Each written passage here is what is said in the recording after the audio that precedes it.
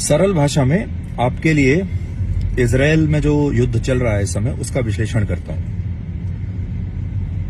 आप ऐसा समझिए कि जैसे मुंबई में 26/11 का हमला हुआ था, ठीक उसी तरह से इजरायल में एक ही दिन एक साथ मल्टीपल लोकेशंस में, मल्टीपल शहरों में 26/11 जैसे हमले हुए। कल्पना करके देखिए कि अगर हमारे देश में एक ही दिन, ये जो 26/11 का हमला, ये तो एक शहर में हुआ था मुंबई में, अगर हमारे बहुत सारे शहरों में अचानक से आतंकवादी घुस जाएं, बहुत सारे बॉर्डर के इलाकों में आतंकवादी घुस जाएं और वो वहां पर लोगों को मारना शुरू कर दें और लोगों को बंदी बना लें और फिर अपनी तरफ ले जाएं, बिल्कुल वैसा ही हुआ है। तो आप ऐसा समझिए कि हमारे 26/11 का जैसा हमला है, वैसा हमला 100 गुना ज्यादा अगर उसका वॉल्यूम लगा लें, वो इजरायल में हुआ है। अलग अलग लोकेशंस पर आतंकवादी घुस आए, गांवों में घुस आए, बॉर्डर के इलाकों में घुस आए, और जब वो ये सब काम कर रहे थे तो पीछे से उन्हें जो बैकअप सपोर्ट मिल रहा है वो मिसाइल्स का मिल रहा है। रॉकेट लगातार, हजारों रॉकेट पीछे से दागे जा रहे हैं। तो एक साथ एक देश के ऊपर इतना बड़ा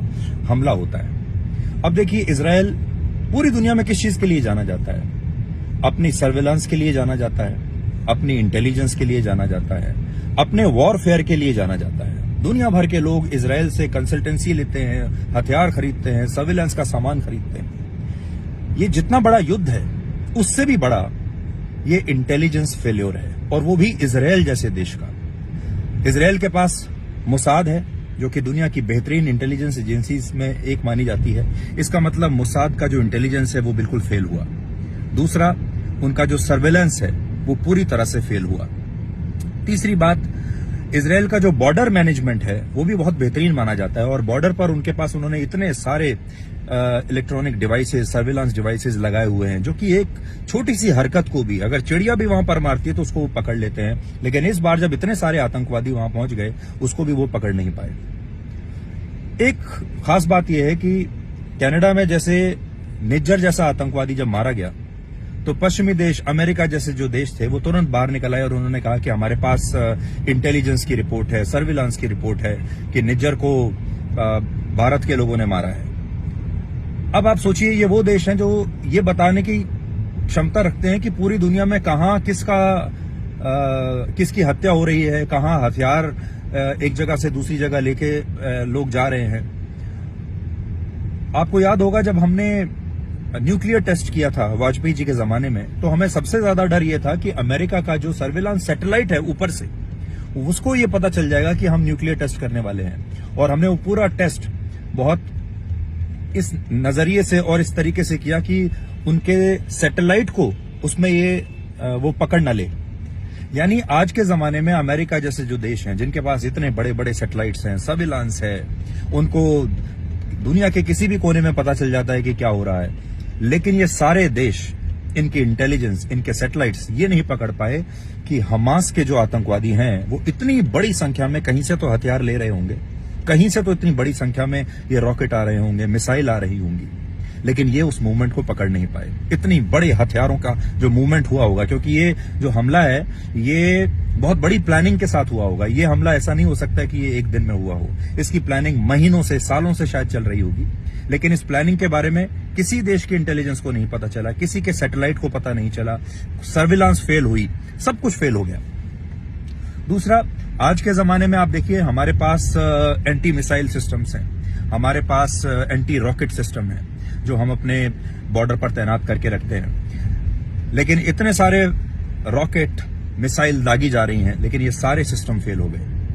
और जिसको हम कहते हैं कि सर्विलांस के मामले में जो इजरायल इतनी बड़ी शक्ति माना जाता है, वो शक्ति किसी काम की नहीं है। आपको याद होगा, पेगासस जो सॉफ्टवेयर है, हमारे देश में उसको लेकर बड़ी चर्चा हुई थी, बड़ा विवाद हुआ था। पेगासस इजरायल में बनता है। हम अपने यहाँ जो बॉर्डर मैनेजमेंट को लेकर जो टेक्नोलॉजी लेकर आ रहे हैं, उसमें हम इजरायल से कंसल्टेंसी ले रहे हैं। हम बहुत सारे हथियार, ड्रोन, ये सब इजरायल से ले रहे हैं। और इजरायल अपनी रक्षा करने में इस बार नाकामयाब रहा। लेकिन जैसा कि कहा जाता है, इजरायल की जो आर्मी है पूरी दुनिया में जानी जाती है। इजरायल का जो मुसाद उनकी जो एजेंसी है वो दुनिया भर में मानी जाती है कि वो अपने दुश्मनों को कहीं भी छोड़ती नहीं है। इसमें कोई शक नहीं है कि वो हमास के इन आतंकवादियों को छोड़ेंगे नहीं। 100% वो उन्हें जहां भी वो होंगे चुन चुन कर मारेंगे।